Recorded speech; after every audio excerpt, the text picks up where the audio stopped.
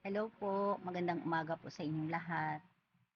Ako po si Edna Encarnacion. Kaya po ako gumawa nitong vlog na 'to para din po kahit paano makatulong sa mga, kagaya kong nagkaroon ng ganitong karamdaman. Na-diagnose po ako noong 2020 bago po mag-COVID. Ah, Na-diagnose po ako na meron po akong cancer. So, kailangan kong magpa-raspa para po, ah, malaman kung anong stage na po. Kaya lang ang nangyari po, February 28 na-diagnose po ako. So, sabi po sa akin kailangan ko munang mag-ano ng ano sa cardio para sa raspa ko. Ay ongoing po yung processing, bigla pong nagkaroon po ng lockdown, kaya hindi po ako na-raspa. So, sa takot ko po na magka-COVID pagka pumunta ng hospital kasi masyadong mahigpit dati. So, nung uminom lang po ako ng mga herbal at saka nag-ano po ako ng since na may alam ako na cancer, nag-research ako, nag-ano ako ng mga tawag nito, yung mga carrots, nag-blend ng mga fruits, na kung ano po yung nakikita ko sa ano na nakakatulong para po sa ganitong may cancer. So, bumalik po ako sa hospital nung medyo ano na po, kasi member din po ako ng Caritas, around mga 2021 na po ng November. So, in-advise po ako, pina-transvaginal ako, in-advise po ako na umano ng specialista po sa ah, may cancer. So, naghanap ako ng oncologist. So, doon po, binayopsi po ako. Doon po na found out na talaga pong may cancer po ako. Stage 3 po. Endometrial cancer stage 3, C1 po. So, dahil nga po sa kakulangan financial po, nag-aano po kami ng ano kasi although may property kami, pero dahil nga po sa may mga pinapaaral ka, tsaka wala na pong kaming trabahong mag-asawa. So, nagkaroon po na naisanla po namin yung amin pong property na paupahan. So, sinabi ko po ito sa ano na baka hindi ko po kakayanin yung gastos sa operasyon at saka sa ano. So, tinulungan po kami ng oncologist namin, si Dr. Toral. Shout out po kay Dr. Toral. Malaki po ang utang na loob ko sa kanya kasi siya po yung nag-refer sa akin para po kahit papano, sabi niya, kapag after ng operasyon mo, sa chemo mo, matutulungan ka na hindi man sabihin na lahat libre, pero babawasan yung gastos mo. So, ito na po, naoperahan po ako noong April 1. Ganito pa po, share ko lang po sa inyo. Napakaganda po ng facilities ng PGH kasi po, inulit po nila yung transvaginal sa akin, and then CT scan. Doon po nakita nila na meron pong din po akong problema sa bato. So, one day after po ng operation, kinausap po ako ng mga ano sa gallbladder na kung gusto ko daw po is isabay na lang po kasi meron po. So, ang nangyari po sa akin, dalawa po yung tinanggal sa akin, yung reproductive organ po at saka yung gallbladder. So, after po ng operasyon ko, in-schedule po ako ng first chemo ko. So, doon po sa first chemo ko, makikita niyo po mamaya sa video, ipapaano ko po sa inyo kung gaano po talaga kahirap. Nandun po yung tatlong araw po akong suka ng suka, walang ganang kumain, hindi makatayo. Parang gusto ko na pong sumuko, pero nandun pa rin po, nananaig pa rin po yung kagustuhan kong lumaban para po sa mga taong nagmamahal sa akin. Lalong-lalo na po nakikita ko yung support ng asawa ko, sobra. Napakaswerte ko po na nagkaroon ako ng asawang kagaya niya na hindi po talaga ako iniwanan. Sa laban ko po, siya po yung laging nandoon, nagpapalakas ng loob sa akin. Ngayon po, naisipan ko po itong i-ano, kasi para po makatulong may idea po kayo, lalong-lalo na po sa mga bagong nag-chemo, wag po kayong matakot, kasi part po talaga yan ng, ano na, pag kinikemo, nandoon po yung, nagkaroon pa nga po ako ng rashes. Yung 12 days ko po, from, 12 days ko po, doon po lumabas yung, una, sumakit yung tiyan ko, after that, doon nagkaroon na po ako ng rashes. So, supposedly, i-set po ako ulit ng, pero nakasurvive po ako noon. Na nawala din po yun kasi parang inanhan ko po ng lotion.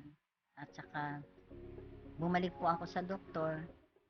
Sabi niya, hindi kita isi-set ng ano unless na hindi natin malaman kung saan galing yun. Baka sa gamot ng chemo or what. Kaya inano din po ako sa ano, yan po yung isang pinagpapasalamat ko po kay Dr. Ong, shout out po kay Dr. Ong, napakaibait po niya at saka talagang alaga niya kasi gaya ng sinabi niya, gusto namin gumaling kayo, hindi para lumala yung sakit niyo kasi gusto ko na po sana magpa-schedule noon ng pang second therapy, chemo ko pero hindi sila pumayag. Sabi nila, ire-refer kita sa espesyalista sa ano, allergy. Kaya ni-refer po ako. So, ang nangyari, yung second na ano ko po, chemo, admitted po ako sa hospital. Ngayon po, makikita nyo po yung ginagawa ko na ano sa sarili ko. Ah, laban lang po, lakasan nyo lang po yung loob nyo. Talagang ganun po, kung ano man yung nahirapan nyo, huwag kayong matakot kasi part po yan ng procedure ng chemotherapy na mararanasan nyo po talaga yung nanghihina kayo at saka yun, nalalagas po talaga ang buhok natin. Kaya nga po, itong kilay ko, drawing na lang po yan kasi wala na rin po akong kilay. Wala na rin po akong buhok. Actually, nakatapos na po ako ng 5 chemo. Supposedly po, i-schedule po ako dapat nitong January. Kaso, sa laboratory ko po, bumaba po kasi yung hemoglobin ko at saka yung yung platelets ko. Kaya, inanjekan muna ako ni Doc Ong ng para sa iron and then may pinainom sa akin na gamot.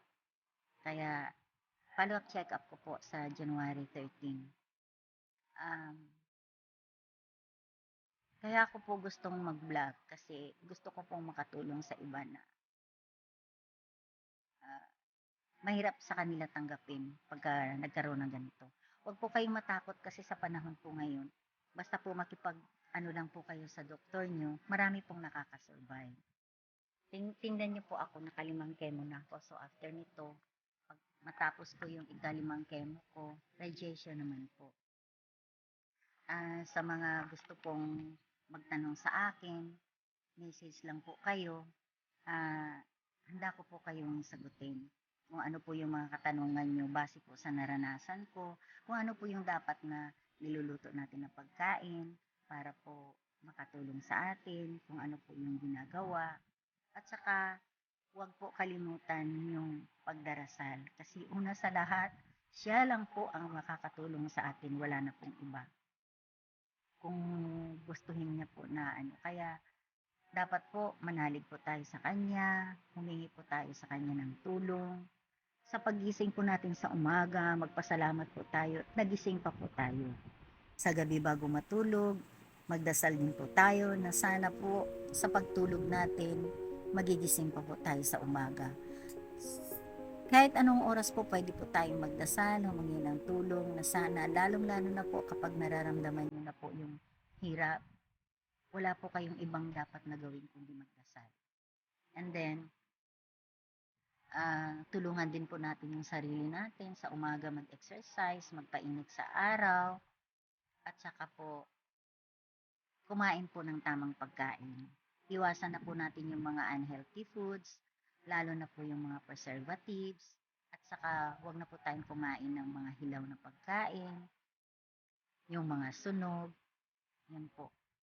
Kasi talagang binubuhay po ang cancer. At number one po, umiwas po tayo sa stress. Kaya meron po akong mga videos na makakabigay sa inyo ng ano, kung ano pa yung, hindi ko naman sinabi na sundin nyo talaga lahat, pero kahit papano, at least alam nyo po yung mga dapat na gawin para po kahit paano is makatulong po ito na malabanan po yung sakit na cancer. So, mga ka-hope, hope po ang inaano ko kasi ibig sabihin ng hope is pag-asa. Huwag po tayo mawala ng pag-asa kasi may Diyos po tayong makakatulong sa atin. And kaya nga rin po ako gumagawa ng vlog. Kasi alam niyo po ba, someday, gusto ko po talagang makatulong sa kapwa. Kasi hindi po madali yung may ganitong karamdaman. Financially, kailangan din po natin. Kahit nasabihin po natin may tumutulong sa atin na government, pero hindi po lahat shoulder nila. Sa mga gusto pong magtanong, comment lang po kayo at asahan niyo po na sagutin ko po kayo. Saka sana someday dumating yung araw na kahit paano makatulong din po ako sa mga nangailangan. Kasi yun po talaga ang gustong-gusto ko. Sabi ko, bago man lang sana, kasi lahat naman tayo doon papunta. Sana marami pa po ako taong matulog. Kaya ito po yung mga videos at saka mga ano po na kahit paano makakapagbigay sa inyo. At sana po, i-views niyo po ako, i-subscribe niyo po sana itong channel. Salamat. Days ko na ngayon, 6 days ng chemo.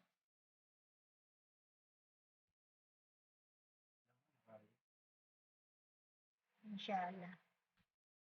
Ayan.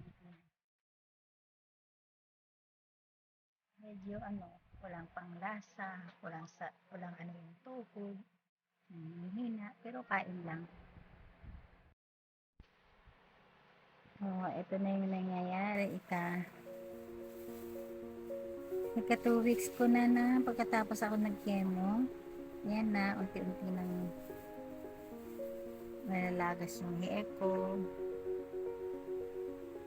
Medyo hindi pa rin talaga ako okay mula nung tapos yung chemo. Sobrang pinagdaanan ko. Kaya pag medyo okay na yung pakiramdam ko, sisimulan ko ng gawin yung resting from day 1 ng after ng chemo. Para sa mga ibang gustong malaman kung ano yung experience na nag-chemo, kung ano yung nararamdaman.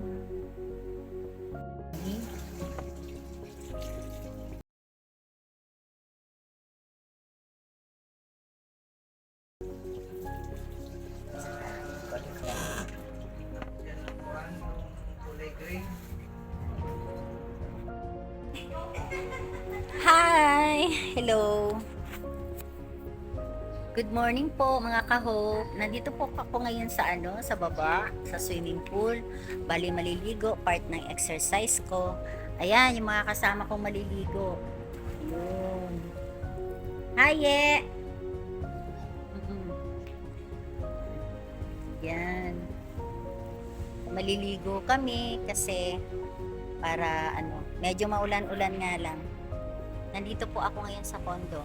Kaya yung sinasabi ko mga ka-hope, hindi ibig sabihin na meron tayong ganitong karamdaman is magmumukmuk ka na lang. Hindi po. Life must go on at saka enjoy nyo po yung ng buhay natin sa araw-araw. Kasi kagaya nga ng sinabi ko, ngayon nagre-ready ako, medyo nagpapalakas kasi malapit na naman ang chemo ko. Sa December 1 po yun. Kaya alam niyo po, kaya ako po ginawa tong mga vlog na to para po magbigay inspirasyon po para sa mga kagaya ko na nagkaroon ng ganitong karamdaman na hindi po ibig sabihin nito is katapusan na ng mundo. Kailangan nating lumaban para po sa mga mahal natin sa buhay. At saka itong part na to na sinasabi ko nga sa inyo is para po hindi niyo palaging isipin, kung may pagkakataon po, enjoy din. Kaya po ng ginagawa ko. Mga ka-hope, I hope na magkaroon po kayo ng ano na, yung bang hindi ko naman sinabing sundin nyo yung ano ko, kundi kahit papano masasabi natin na magkaroon tayo ng inspirasyon na mabuhay. Hindi po para sa sarili natin, kundi para sa mga taong nagmamahal sa atin. Alam ko po, kagaya nyo din ako noon nung nalaman ko, kasi hindi naman po kasi madali itong ganitong situation na magkaroon ka ng ganitong karamdaman. So, nung una, nag-ano din ako, pero sabi ko nga, cancer lang yan. At saka, may Diyos na nakakaano sa atin. Magdasal lang tayo. Ang una-unang huwag yung kakalimutan, yung pagdarasal. Palagi tayong hihingi sa Kanya, nadugtungan pa kahit konti yung buhay natin. Alam niyo po, kasi pagka yung cancer po, lalo po silang namamayagpag kapag ka nag-stress ka. Pero po, kapag masaya ka palagi, kaya nga sabi, palagi tayong tumawa, kasi gamot po yan. Yung pagiging masayahin natin is nakakatulong po yan na maibsan. Labanan po natin yung cancer. Sa ngayon po, masasabi ko na marami naman po nakaka-survive na. Tingnan mo ako, sa December 1, pang-5 chemo ko na. So, isang chemo na lang. So, marami ako nakikitang ko doon, nakasamahan ko na nakaka-survive. Pero pagka lagi kayong nai-stress, nagmumukmok, umiiyak, lalo pong lalakas yung cancer nyo. Pero kapag lagi kayong i-ano nyo yung sarili nyo, lagi tayong tumawa, manood kayo ng mga nakakatawa na mga movie, makisalamuha kayo sa mga ano nyo, na parang walang nangyari. Tingnan nyo. Ako po, sa totoo lang, nung unang chemo ko, sobrang nahirapan ako. Kaya nga sabi ko sa sarili ko, kailangan ko makasurvive. Kaya ginawa ko po lahat ng paraan. O, mga kahop, tingnan mo yung mga kasama ko. Ayaw na nilang lumusong kasi malamig daw, palibhasa umuulan. Gustong-gusto nilang maligo kahit umuulan eh. Kaya, ayan. Yeah. Oh, bakit kayo umahon? Bakit kayo umahon? Wala. Vlog tayo. Ayan po, dito po ako nag-stay sa dito na building sa Tower 2. Sa 8, room 804. Kasi gusto ni ate na habang bagong chemo ako, dito muna ako magstay. Kaya kasi po, mahirap doon sa tinitirhan ko kasi nga 4th floor. So parang tawag nito, medyo muna. Mahirap bumaba. At least dito naka elevator ako. Ate Som, thank you so much sa pagmamahal mo sa akin. Love, love. Pinagamit niya sa akin yung kondo niya para daw hindi ako mahirapan. Love you po. Ate ko. Napakabait niyan sa akin. Super. Ay. Hi, Jen. Oh, aye. Pambata lang yan dyan. Pambata lang yan. Pambata. Alam niyo, maganda po dito sa sa Arca South, sa Abida po. Abida Tower. One Union Place. Maganda po yung nila dito, mababait yung mga staff. At saka maganda pong mag-stay kayo dito. Very accommodating po yung mga staff. Paano? Update ko kayo ulit mamaya. Sige po. Bye mga kahob. Sana po maging inspirasyon to sa lahat ng mga kagaya ko ng cancer patient. Laban lang po tayo. May awa po ang nasa taas. Huwag kalimutan palagi magdasal. Sa umaga, pagising, magpasalamat tayo sa Kanya na sa panibagong buhay na binigay niya po sa atin. Bye po!